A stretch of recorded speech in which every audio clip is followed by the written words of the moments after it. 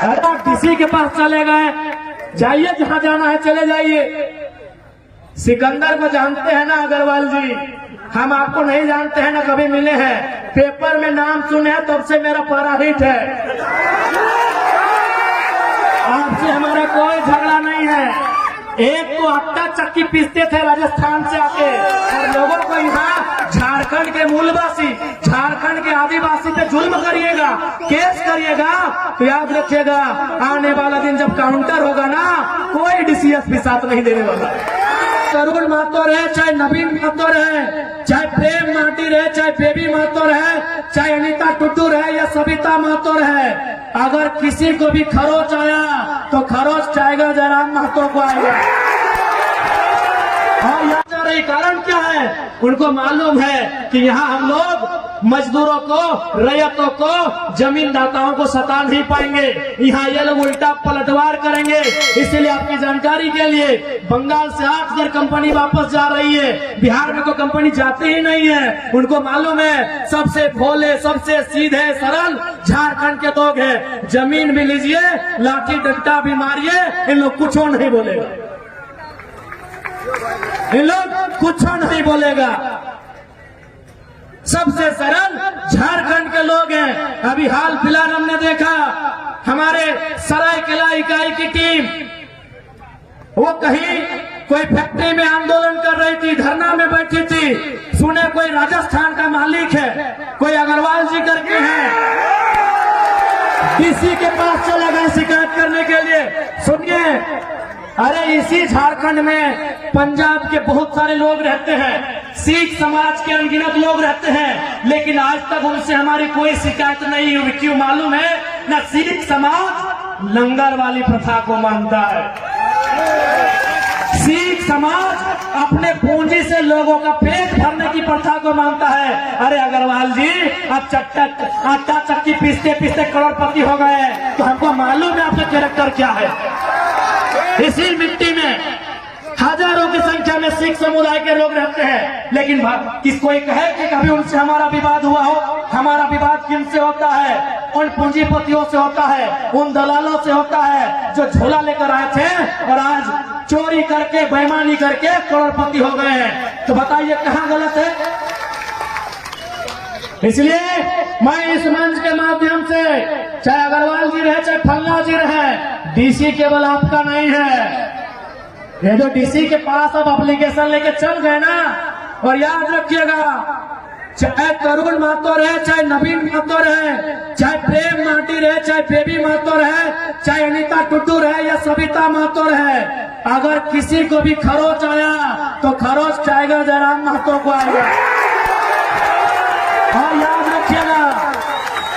याद रखिएगा, इस बार हम निर्मल दादा की तरह, सुनील दादा की तरह चिता बहुत बाद में जलाएंगे, पहले अपनी समस्याओं को जलाएंगे। अब हमारी समस्याएं सिस्टम से है, हमारी समस्याएं किसी संस्था से है या किसी व्यक्ति से है, मुझे नहीं मालूम। इस बार यदि किसी को खरोच आया, हम उनकी चिता पहले नहीं जलाएंगे। हम रोज तिल तिल के मर रहे हैं, हम रोज तिल तिल के मरते हैं। हम अपनी जमीन में भूखे मर रहे हैं, हम अपनी जमीन में बेरोजगारी का दंश झेल रहे हैं, हम अपनी जमीन में पलायन का दंश झेल रहे हैं। इसलिए सुन लीजिएगा साफ साफ, जो भी उद्योग के लोग हैं, पहला बात ये भी जान लीजिए कि हम उद्योग के खिलाफ नहीं है।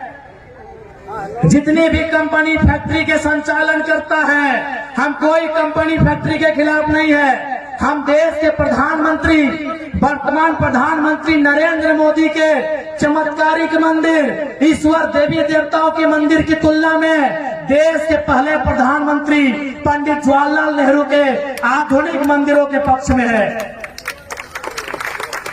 हम नरेंद्र मोदी जी के मंदिरों के पक्ष से कई ज्यादा देश के पहले प्रधानमंत्री पंडित जवाहरलाल नेहरू के आधुनिक मंदिरों के पक्ष में है। आधुनिक मंदिर यानी कल कारखाना, आधुनिक मंदिर यानी फैक्ट्रियां, आधुनिक मंदिर यानी डैम, आधुनिक मंदिर यानी रोजगार। हम उनके पक्ष में हैं, लेकिन सवाल है उस मंदिर को मैंने जमीन दिया है, अगर हम घंटी बजाने की भी नौकरी वहां नहीं मिलेगी तो सवाल तो होगा, सवाल तो होगा।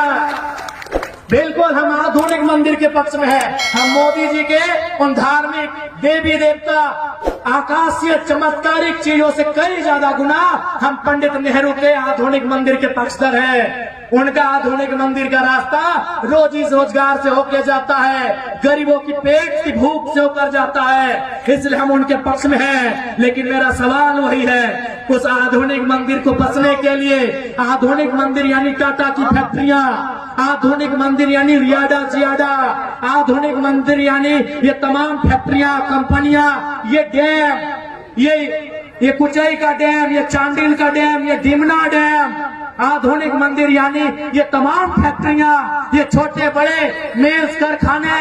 लेकिन सवाल यही कि आधुनिक मंदिर, ये फैक्ट्रियां हमारी जमीनों पर है, और यदि हमें वहां रोजगार नहीं मिलेगा तो सवाल भी होगा, और समय के साथ झारखंड की मिट्टी में उल्लूपन भी होगा, बवाल भी होगा, और कोई नहीं बचा पाएगा।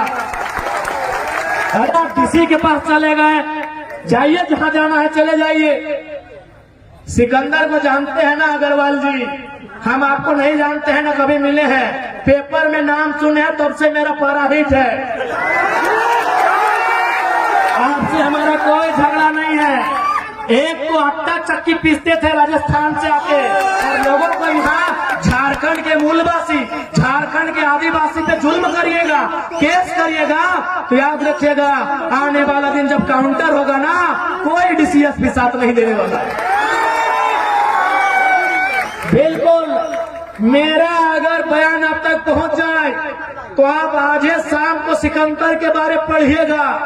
वो सिकंदर जिसके बारे में कहा जाता है जो जीता वही सिकंदर, वो सिकंदर जो यूनान के मकदूनिया का था, जिसने पूरी दुनिया को जीतने का सपना सजाया था, जिसने भारत के बहुत कुछ हिस्सों को जीत भी लिया था। लेकिन याद रखिएगा, जब वो खाली हाथ लौट के इस दुनिया से जा रहा था, जब वो मात्र 33 साल की उम्र में मरने वाला था, उसके ठीक पहले उसने अपने तमाम मंत्रियों को बुलाकर कहा था कि जब मैं मर जाऊं ना तो 3 काम करना, मेरा जब जनाजा निकले तो मेरे दोनों हाथ बाहर कर देना। तो उनके मंत्रियों ने पूछा कि महाराज दोनों हाथ बाहर करने का मतलब क्या है? बोला मेरे दोनों हाथ बाहर करना, मुट्ठी खुली करना, ताकि दुनिया को पता चलेगा कि दुनिया को जितने चला सिकंदर खाली हाथ लौट के जा रहा है।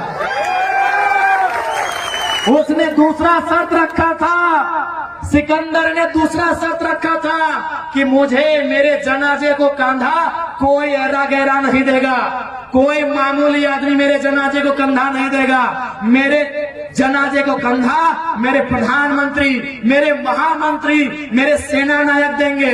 बोला सर इसका क्या मतलब है? नहीं, इसका मतलब है कि दुनिया के बड़े बड़े तीस मार खा, दुनिया के बड़े बड़े तुर्रम खा, दुनिया के बड़े बड़े सेना नायक सिकंदर की सेना में थे, तलवार लेकर भाला लेकर, फिर भी उसकी जान नहीं बचा पाए। तो डीसी देखते हैं कितना दिन बचाते हैं आपको, देखते हैं एसपी कितना दिन बचाते हैं आपको। और तीसरा, सिकंदर का तीसरा जो कहना था कि जब मेरा जनाजा गुजरे तो मैंने अपने जीवन काल में जितना भी कमाया है, उस समय सिक्का नहीं होता था, उस समय गांधी जी का नोट भी नहीं होता था, गांधी पैदा नहीं हुए थे तो उस समय सिक्का भी नहीं था, उस समय गांधी जी का नोट भी नहीं था। उस समय क्या होता था? ज्वेरात होते थे, ज्वेलरी होते थे, सोना चांदी यानी जेवर वगैरह होते थे, सोने चांदी के पन होते थे, बड़े बड़े सिक्के होते थे।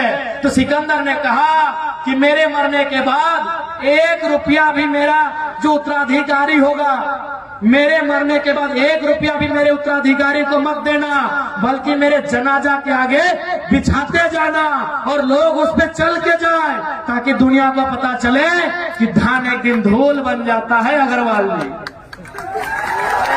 आपके साथ साथ तमाम फैक्ट्री कंपनी चलाने वाले मालिक को कहेंगे कि धान एक दिन धूल बन जाता है।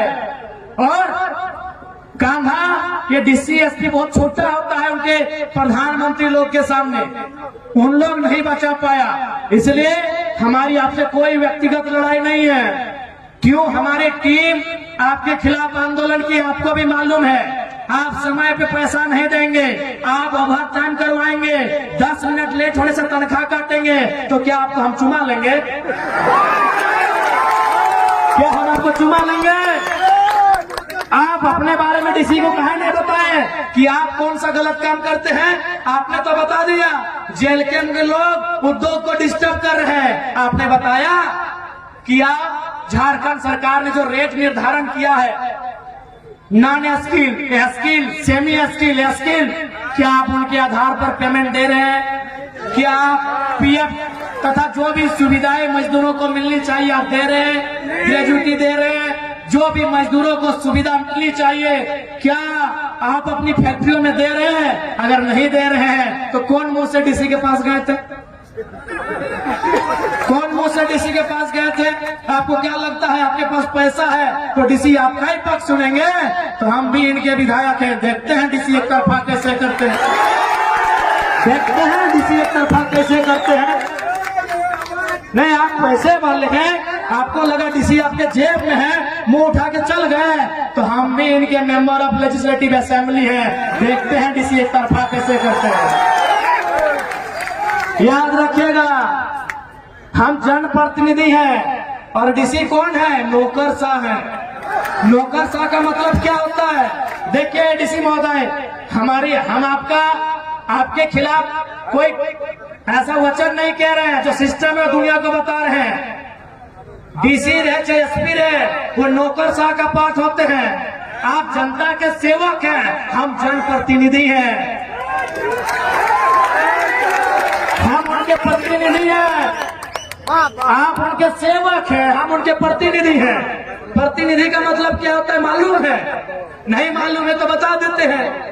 क्योंकि भारत एक लोकतांत्रिक देश है, यहाँ कानून बनाना होता है, यहाँ नियम बनाना होता है, यहाँ विधि बनाना होता है, और जनता डायरेक्ट विधि नहीं बना सकती है। क्योंकि जनता 1 अरब से ज्यादा है, तब ये निर्णय हुआ कि जनता 15 लाख में 20 लाख में एगो प्रतिनिधि चुनेगी, वही तो हम हैं।